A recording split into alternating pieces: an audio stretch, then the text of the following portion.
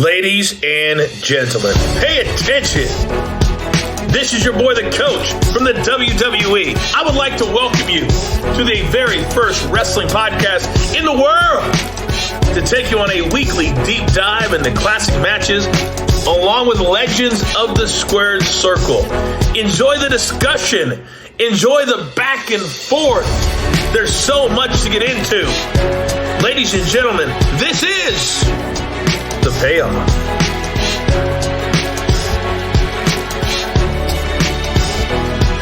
Welcome to an all-new episode of The Payoff. I'm Tom. That's Jeff. Jeff, how the hell are you, man? Man, I'm feeling good. You know, it's a big wrestling week, as always. We've got, we got Clash at the Castle. We got All Out. Like, I'm going to be on the now wife is going to love me for sitting on the couch all weekend, the first weekend after we get married. But you know what? I can't help it. So that's what we're dealing with now. Look at you. I know, man. People listening may not know this, but when he proposed, he actually did it in the Macho Man voice. That's right. I had to. Like, she was a little. You married me. She responded with, "Oh yeah." He told me it was okay to cry. We'll talk about that clip a little later, but you know what? Like it's all good stuff happening. But hey, you know what? Like, hey, I gotta let her know early. Hey, this is my life now. You've decided to spend your life dealing with this, and this is what you get. So there you go. Well, this is an interesting show, and just a great three-way match, right? Yeah, absolutely. So this is one we kind of picked it. I was looking at this time of year, and so we're kind of a little later than I wanted to be on this. A couple of weeks prior is when this took place, and so and also for me, it was in my hometown, Detroit, Michigan, and so at Joe Louis Arena, the former building, and so little hometown vibes on this one as well too. So, this was one of those where again, normally we'd be covering SummerSlam this time of year, and then looking through like, hey, where were some good matches? Like this one, pretty high ranked, and hard to say that with these three guys in the ring. You would hope it lives up to it. And so I'm just excited to kind of watch it. Yeah, me too. Let's get right into the build. Oh, it's time for the build. So we're in Detroit. Were you there? I was not there for this one, no. And so, because 2002, this would have been the summer I graduated high school, and so I thought we were the same. Yeah, same. And so I was not in attendance, but I do remember watching it, though. Yes. Okay. July 21st, 2002. So this is the month before we got Brock Rock. Yep. The month before we got Shawn Michaels and Triple H. That was just a great SummerSlam, arguably the best SummerSlam ever. So yeah, very good. Yep. We open up with a tag team elimination tables match, 15-minute match. Dudley's over Benoit and Guerrero. Jamie Noble's going to retain his Cruiserweight Championship in 7 minutes against Billy Kidman. Jeff Hardy's going to retain his European Championship against William Regal. I'm just starting to count how many championships we have here. That's a good point, yeah. Now, do you know the significance of this next match? I do not. John Cena's pay-per-view debut. Oh, man, yeah, that's right. Chris Jericho. Put over the young kid. Look at that. 20 years later, yep. And Cena hasn't wrestled his last match. Jericho hasn't wrestled his last match. Van Dam is going to keep his IC title against Brock Lesnar. DQ, I think Lesnar probably just beat the hell out of him, but obviously they're keeping him strong for coming off the King of the Ring and leading up to SummerSlam. Booker T is going to defeat the Big Show in a no DQ match in 6 match. Christian and Lance Storm are going to defeat Edge and Hollywood Hulk Hogan to win the tag team championships in 10 minutes. Edge and Hogan together, which is actually kind of a fun team. And then the main event, the triple threat match for the undisputed championship. Star-wise, couple 3-star matches, couple duds. but very, very high rated main event. And that's what we're here to talk about. But so this is kind of fun. This is crazy, right? 20 years ago. And I'm just looking through his card, and Bubba's still wrestling. Jeff Hardy will wrestle again, obviously. Cena will wrestle again. Jericho's still wrestling. Van Dam still gets in the ring. Lesnar still wrestles. Booker T probably hasn't wrestled his last match. He comes out every once in a while. He's just in a Harlem Heat tag team match. They were just talking about Harlem Heat, yeah. Big Show will wrestle again. Christian's active. Edge is active. Probably see The Rock again. Probably see Taker again. Yep. Might even see Angle again. Just crazy 20 years ago. And how many of these guys are actually still active? It's quite a few. Build standpoint, how do we get to this chaotic triple threat? I feel like this was at a time when titles were switching quite often, maybe more so than we would have liked. Yeah, and this one too, there was a lot kind of happening in a short time frame with this one. Like, so there was some story happening and things like that. But like, you're right. I feel like this is almost like a battle of the belts or a clash of champions with just how many belts they had on this card too. And so I definitely would have added that Edge Hollywood Un-Americans match to our list too, because it's such a weird pairing. When I saw it, I was like, I had forgotten all about it. So we'll go back to that one day. But yeah, so this one, we'll go back. We'll start actually this Vengeance, I'll start there. It was July 21st, 2002 when it was taking place. But we're going to go back actually just a month previous. King of the Ring still happening. Bring it back. Hopefully we will. The Undertaker actually beat Triple H to retain his title. And so in that match, you had The Rock interfering. And so you wanted The Undertaker having a match with The Rock, which Mr. McMahon granted. So, and they said that it was going to be at this Vengeance pay-per-view for the championship. So it started as just the two of them, actually. And so you then had just early July, about 3 weeks prior to this pay-per-view, the Undertaker actually wrestling Kurt Angle. It was a draw for the championship match. And so you had a kind of shenanigans. You had the Undertaker pinning Angle, then also tapping out to Angle's submission at the same time. And so the next week, if you will, the next episode on Raw. So that was SmackDown. On Raw. Then you had it becoming a triple threat match. Vince McMahon saying that Angle would be added to it. So then it really, over the next couple of weeks, you had just these three guys kind of, having run-ins on each other. And so you had the Rock actually, confronting Angle. You had Undertaker attacking both of them. You had, of course, and we haven't had this in a while, but the will they get along, won't they? You had Angle teaming up with Chris Jericho and John Cena.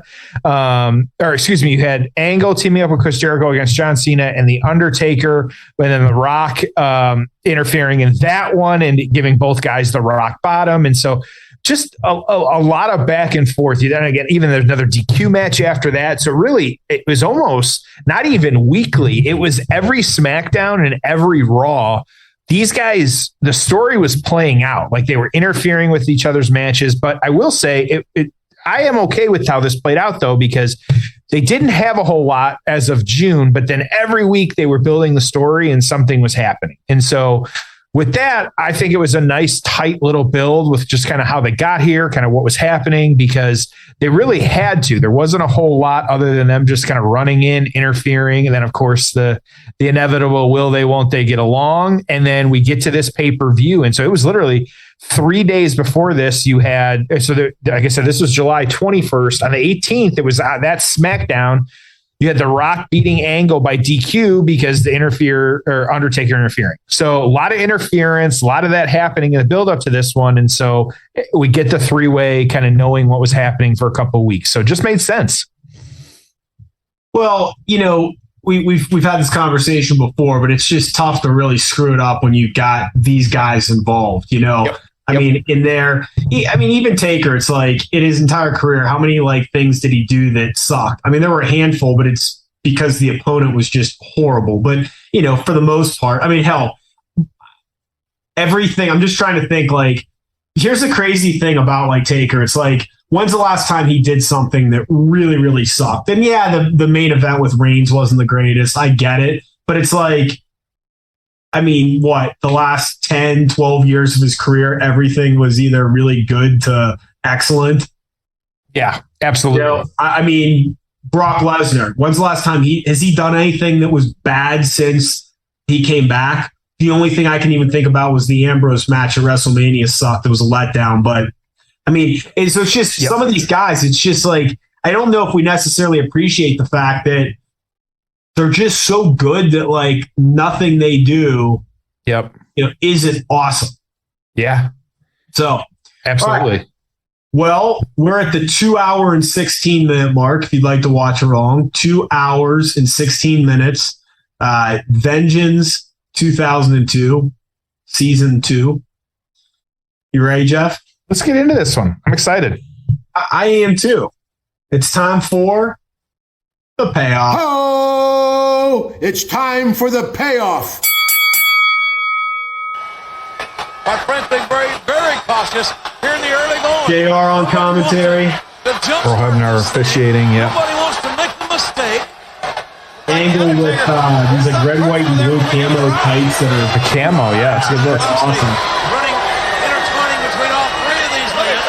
You're being ignored. I wasn't a fan of Taker's short red. Yeah, nobody was. Yeah, this was this the Big Evil version of him? I believe so. Yeah, I think that's what I just not a fan. So both guys. Yep. Right after him. Taker going after Angle. We're off and running. So right into it. Here we go. Both guys kind of going after Angle. God, man, you just watch Angle moving around, and that was what was missing in his last run. He just didn't.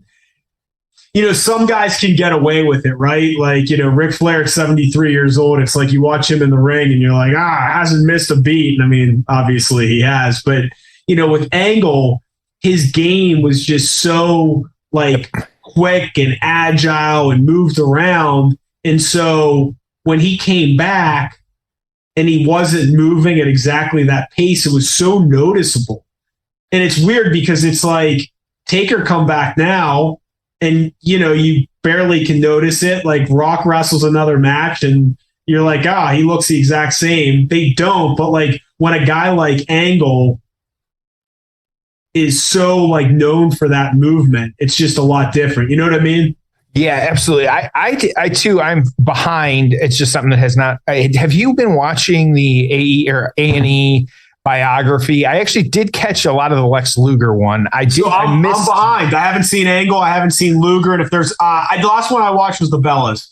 Okay, yeah, and so the first couple, there was of course Goldberg and Taker as well too. Yeah, those are the three. I think DX is on there as well too. That was the other one. So yeah, I didn't watch it. I caught clips of it, but I kind of stopped trying to. If a clip would come up or something, I wouldn't watch it because I wanted to see the whole thing and the kind of the story they were telling. But yeah, it's just kind of the behind the scenes, obviously everybody knows a lot of the story of the broken neck and all that different stuff. And so, but I think they've done, the ones I've seen, they've done a good job. I think they've gotten better. And so I think kind of portraying, from what I can tell, like, telling the story a little bit better seems to be the way to go on those. But yeah, one I need to watch too.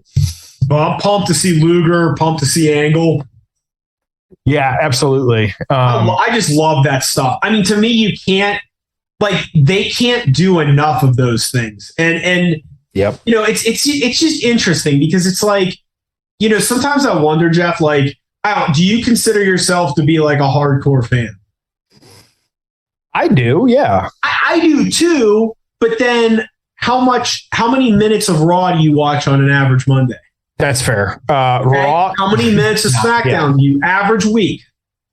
Those two, probably an hour, maybe two, like fast forwarding. Like I'm not sitting through all 3 hours or all 2 hours. Yeah. So it's weird. So it's like, how do you define a hardcore fan? Because, I could see someone being like, well, a hardcore fan would watch Raw, would watch SmackDown, would watch AEW, may even watch Impact. But like, you're, and I'm like, well, that's not me. I'm watching a little bit of those TV shows. I don't watch any of Impact, but I mean, I'm watching a little bit here and there, but I watch every pay-per-view. I don't miss any company's pay-per-view. And then, but my point where I'm going with this is when it comes to like any documentaries. So the Rival series, the A&E biography, and any Steve Austin podcast. Like, I never ever miss any of that. Maybe I'll get behind on it, but like Austin's podcasts, I will watch every single one of them, no matter who's on it, start to finish, like no question. So it's like I consume a ton of it. It's just the one thing I'm not consuming is like the weekly TV shows. So my point is, I think it's important that they offer all these different things. The other thing too is like you think about like different generations of fans, and like I was just thinking about this recently because now we've been talking about how TV contracts are coming up, AEW and WWE, and I said to me, the importance of nostalgia, if I'm WWE, is that okay, I get Steve Austin to come to WrestleMania. And whatever I paid him $5 million. Who cares? Okay. He comes on at WrestleMania and you've got some young kids. What are you going to do? You're going to show them a shit ton of Steve Austin clips, right? And then you're probably going to go back and watch his old matches. And then it's going to be like, well, what happened after this? What happened after that? So like, if I'm trying to build value in my content, I'm incorporating nostalgia into those things so that you go back and you watch Kurt Angle matches based on watching his A&E documentary.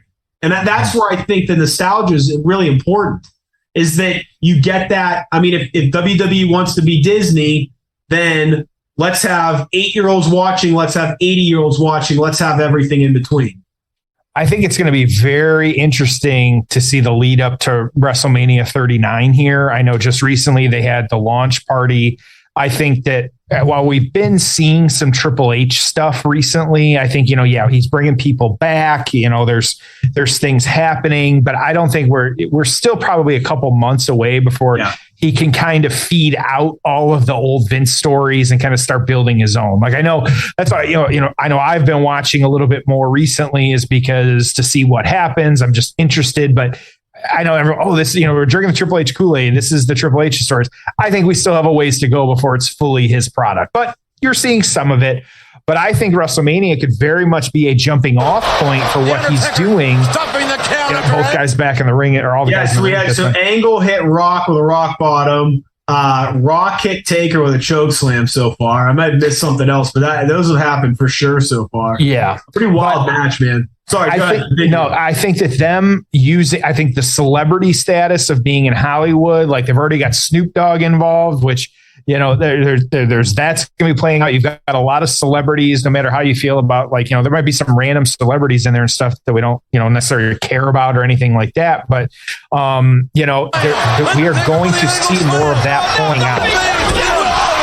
Taker hit an Angle slam. And I think to your point about the nostalgia, they could have a lot of eyes on WrestleMania just based on the celebrities they bring in, based on the matches that they have. Because at that point, I would hope it's all Triple H.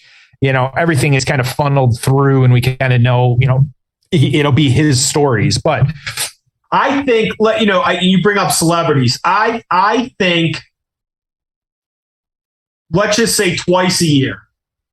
I think a couple times a year, you just load these shows up with celebrities.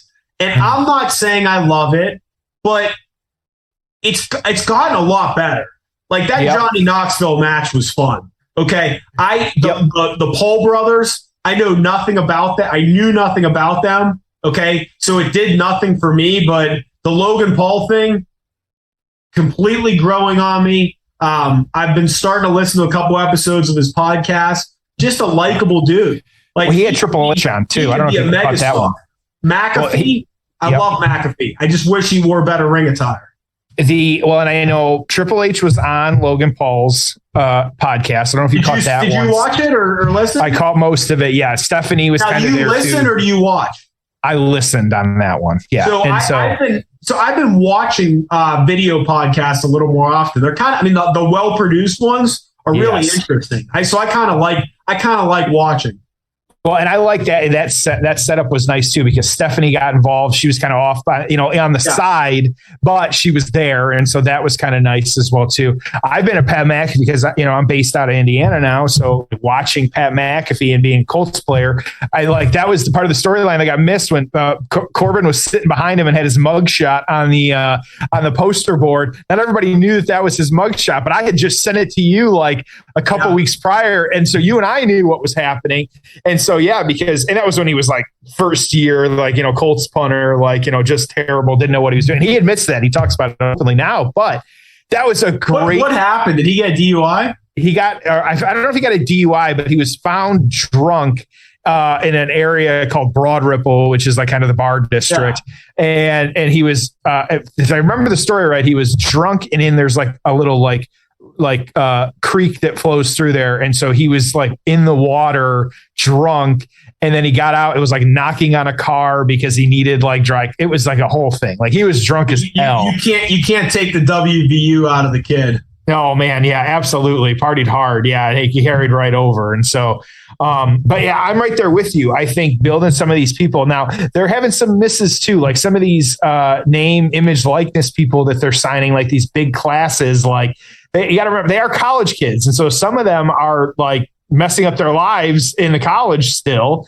And so you've got some that are kind of playing out well, some that, we'll have to just wait, kind of see what happens. I do like, hey, you'll just have to kind of see what Gable Stevenson, we know he's out there somewhere training. And so we'll just kind of have to wait and see here. But so I like, hey, keep building it to us. Let's kind of see what's happening, things like that. And I think more and more though, I think that Triple H kind of building some of these stars, especially Scarlett and Karrion Kross, and kind of bringing some of these people back. I'm interesting. That was a great reveal with Bailey, Dakota, and Io and stuff like that. So I think that's what gets me excited. The nostalgia too. Kind of doing some of that stuff. So I think really having WrestleMania marked on the calendar, it's going to be a big event this next year. Angle split open. Yeah. He's been getting his ass kicked in this match. He's been I've seen him do one offensive move. Yeah, he's been the candidate. Oh, he is dripping blood. Oh my God. Pretty bad. That's like Orton level right there. Yep. I think with Triple H, you might get the best of both worlds, which is, hey, let's take these freak athletes that are involved in college sports. Let's see if we can turn them into wrestlers. But but Triple H also has no problem signing a killer indie guy either. Yeah, I think more so than Vince ever would. You get the best, right? It's not going to be like Vince, where and look, Vince McMahon. You know what Vince McMahon is like? He's like every other guy in his late 70s. All right. Mm-hmm. So when you say, oh, Vince McMahon, he's stubborn and he hasn't changed his ways and, blah, blah, blah. It's like, yeah, Vince is an eccentric character. Don't get me wrong. And obviously, he's to the extremes in certain characteristics. But Vince McMahon was a 78 or whatever he is year old business owner that's just like any other late 70s business owner that's still around. You know, go walk into a company that has a 77-year-old that's still heavily involved. His kids are going to be around. They're going to have new, interesting ideas for the business. The old man's going to be resistant to change. They're probably still going to have paperwork around because they haven't gone digital. The old man's going to be like, why are people working remote? They should all be here in the damn office. I mean, that's just, so it's sometimes we act surprised on Vince's behavior, and it's it's a generational thing more than anything else. Well, and I think it Angle's on the outside with a chair here, kind of hiding. Yep. Oh, try to get Taker there. Nope. I'm guessing we're still doing chair shots to the head at this point. We'll find out here soon. I mean, has Angle done an offensive move? He's gotten one or two in, but he's getting his ass kicked. He's just bloodied to hell. Yeah. And just kind of in the, I feel like he's just really getting pounded on this one. And Taker's the champ on this one. I do want to remind everybody of that as we're kind of watching this. So, there's a low blow when Earl's distracted, and a terrible ref bump there. Yep. Here could be coming your chair shot. Yep. Angle looking to set up Taker. I think maybe got his hand up there. I don't think so. Slobber knocker hit. The angle slam. The angle slam. He's got it here. Everybody laid out now. Nobody can get the cover. Attention in the world now, Kurt Angle. A bloody batter, Kurt Angle. Cover either one of them. Is 3 seconds away from becoming the undisputed champion. He's got his choice. Oh, what a war. Who you want to pin? What a dogfight. Yes. Taking on the champion. Here it is. Angle wants to beat the champion. There's a cover. And Oh, barely. Well, and to your point too about all the Vince stuff, I think that we've not heard even just the little things of announcing things ahead of time. We've got the full women's bracket for the tag titles. We got, we know what's going to happen on Raw before, the week. There's a little bit more planning of kind of what we're going to see the next week. You're going to have plans that are done 72 hours in advance versus 5 minutes. Well, and not to say it won't happen, but I feel like this year and last we heard a lot of stories about like the script getting ripped up the day of, or them. We were in the dirt sheets like they were rewriting everything the day of, and so not to say that won't happen, but we've definitely not heard it since Vince left. I mean, I think it's always happened. I don't know if it's necessarily gotten worse. I think what's changed is like you have like these younger employees that are like, look, this is the worst writing job anywhere. Like There's no job in Hollywood that's this hard, that's this demanding, that's this like discouraging. Like you come up with these ideas, you work hard, then you got a 77-year-old man that's like telling you, what to do. And they're ripping it up right before. And, you can't challenge people too much because you'll get fired or, you'll get in trouble for it. It's just a horrible work environment. I mean, and again, I'm not bashing Vince. Obviously, deeply flawed person, a lot of strengths, a lot of weaknesses, very polarizing person. And, he built a $5 billion company. So obviously he did a lot right. But the creative process over the last, number of years just does not seem like it breeds the best efforts of people, the highest morale. You know what I mean? Well, I just think like how many. Oh, it's a doozy of a finish here, man. Yeah, they're really hit their sweet spot here. Oh, big. Oh, he's going. Nope. Power bomb. Angle fighting out of it. Oh, just kind of took him down weird. Yep. Taker tackled forward this. Undertaker trying to get the pin, but the Undertaker losing oxygen. So Angle's like up on his shoulders, like he's got him kind of locked in. Taker's like choking him. Rock is laid out, just kind of a weird. Is he going to power him up here? Maybe. Wow. Yep. Taker powering Angle up. He kind of getting a half-ass power bomb on him, but Angle's still got him locked in. Yep. Oh, arm lock. Yep. There you go. Wow. Very creative. Fighting hard here. Yeah, this is nice. Yeah, it has been interesting seeing like who has come out. A lot of people, you don't see this anymore either, kind of checking the arm. There's 1, 2, maybe. Yep. Oh, but the Rock breaking it up before the third. Be nice to see that come back. Kind of checking it. Yeah, like some of the people that have come out in support of Vince actually are like, hey, like that's fine. Like everything. Like, yes, he's flawed. Like a lot of these people are, but like you can't, it's going to be that weird line that we're going to always have to be talking about now is like, where do you still have to acknowledge his accomplishments? Like, he did give us what, this wrestling empire that we now have. Triple H, it was funny because I know he cut some shit recently for saying like, oh yeah, it was just territories before Vince did what he did. It's like, no, not necessarily. He said on Logan Paul, and of course, everyone that has a strong opinion on this didn't actually listen to it and they have no context for it.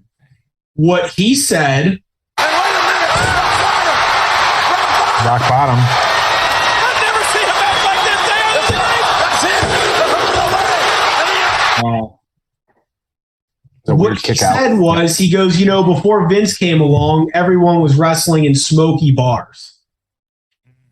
Okay. If you're watching the interview and you understand the context, clearly he wasn't saying, hey, no wrestling took place in an arena, only it existed in bars. It's a metaphor. It's a exaggeration. The point is like there were a lot of smoke-filled, small arenas small venues, and he put it on a major platform, put it on pay-per-view. So when I heard that, I'm like, that makes sense. I mean, obviously you don't mean that there was, you know what I mean? They've got to put it in the context of where he said it. Yeah. It so literally. Yeah. Rock bottom here. Oh, he got it real quick. Taker tried to roll over and stop it. Couldn't.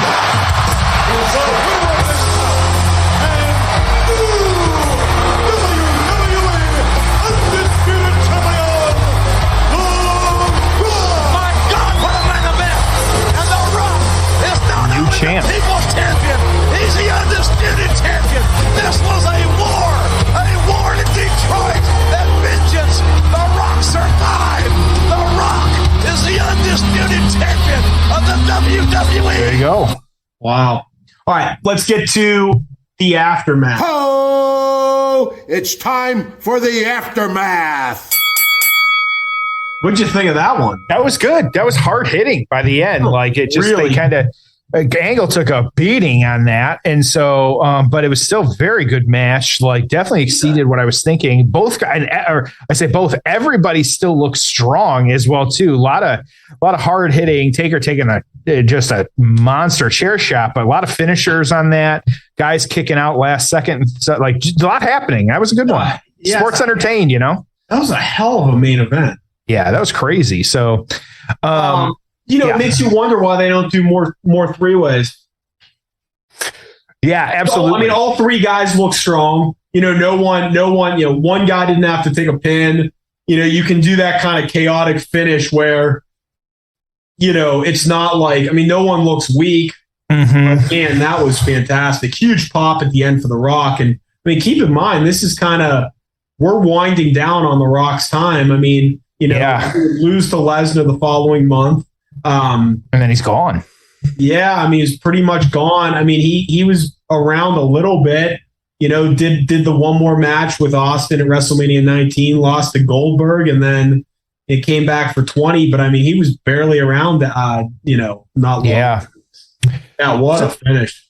So what happened after this one? Of course, you have The Rock winning. This was the undisputed championship at this point, and so, and then like we've been talking about, right into the feud with Brock. At SummerSlam, we know Brock winning that one, being the youngest champ, all that good stuff. Go back in the archives, we've got that match in there, and so it was really. Not his last match, but his last match for a while. And so it was actually Royal Rumble 2013. And so would have to go back for him to kind of, have another title run. So so after losing this one, you had Kurt Angle actually going on to take on Rey Mysterio. There was at SummerSlam, and then you had Undertaker having, I'll say, just a short feud with Test at this point. And so all these matches were, it's interesting because there was a lot, like we discussed at the top of the show, a lot of very good matches on this SummerSlam 2002 card. Everything pretty well ranked. It was shockingly enough, this Undertaker Test match was actually the lowest ranking match on this one, regards to just star quality. And then, but again, this one you had again Kurt Angle and Mysterio opening the show at 3 3/4 stars. You had Undertaker and Test were 2 1/4, and then Brock and Rock were 3 1/4. So everyone, really good kind of period right now to kind of be watching and stuff like that. So PWI, where all these guys ranked at this point, though, you had Kurt Angle at number 6, The Rock at number 9, Taker was number 2 in 2002. And so the PW torch on this one, Rock beat Undertaker and Kurt Angle to capture the title. He pinned Angle in 1947. They did each other's signature moves early. The middle was slow. The ending had great near falls. The final third of the main event match was breathtaking and dramatic. The near falls were very well orchestrated. The middle dragged almost as if they had more time to fill than they expected. I don't necessarily agree with that. Kurt Angle was the WWE MVP during the first 6 months of 2002, and he continued to make a strong case again this month for winning that year-end award. Equally impressive was the work of The Rock, who, despite taking several months off, looked sharp during the main event. Undertaker wasn't asked to do much, but held up his end of the exceptional main event. Having Rock win the match made a lot of sense because it sets him up to do a job to Brock at SummerSlam. Good call there. With Rock heading off to make another movie. And so the PW Torch gave this one 3.5. Observer Newsletter on this one. Rock beat Kurt Angle and Undertaker in a triple threat match. 4.25 stars. As much as I hate the fact that Rock won the belt from Taker by pinning Angle, it was a great match with a great finish, so I'll forgive them. And then I thought that this quote, I don't know if I read this before, but it's been a while, so I found if the plan is to give a big push to Lesnar and put the belt on him at that show, Rock was realistically the best person to be given the job of putting him over. As far as stars of his magnitude are concerned, Rock has been the least selfish top guy in the history of this business, putting over absolutely everybody that he's been asked to, usually in a good to great matches. Lesnar should be no exception, and since Rock is a bona fide movie star and mainstream celebrity, he will give credibility to Lesnar in losing that nobody else in the company could even approach. It will be the biggest match of Lesnar's career and almost certainly the company's most important match of the year. So, lot to break down there. Like I said, the Torch 3.5, the Observer 4.25. Tom, what are you thinking here? So the actual match was really, really good. Obviously, this was kind of thrown together, and it was basically just to get the belt on the Rock. Yep. So no classic storyline or great build to this, but just an awesome 20-minute match. Overall, I'm going to put this at a 7.5. How about yourself? I'm going to put it right where a little bit under you with just a 7. I think that, the aftermath, there wasn't much. They did have good matches after this, but I think the goal was really just to get the belt onto Rock, and so they could do the job. And so that I'd say a little bit lower because the story, this was really an effort of another story and not this one. And so that's okay because then these guys still had matches. Like sometimes that's just the nature of it, and that's all right. But I still think it was very good nevertheless. And the match exceeded what I was looking for. Like I was really surprised, especially by the end. I think we were talking through the middle, but I didn't think it was slow. One guy may have been out of the ring or something like that, but I don't think that made for a bad match in any means. I thought it was just really good other than that. So absolutely. So that's where I'm at. Good stuff. Cool. Yeah. Well, fun episode. Yeah, it really was. I was glad we covered this one. You picked a good one. I try, man. After some of the stinkers that we've had, I feel like this summer we've had some not so great ones, but I will say one thing that was not a stinker, one thing that is good, of course, as we always say in the show, make sure to check out manscaped.com using that promo code payoff20. They had a sale recently, but it's kind of over now, so no more 20%. So make sure you're using our code at payoff20 at manscaped.com. It's free shipping. It's 20% off everything in the store. It doesn't matter what it is. Get it now. It's time, with the cool weather, make sure you're looking good, all that good stuff, taking care of yourself. That's what it's all about. So manscaped.com, payoff 20. All right. Well, send them home happy. Got another good one planned for next week that I'm looking forward to. Appreciate you listening, and we'll see you next week as always on an all new episode of The Payoff.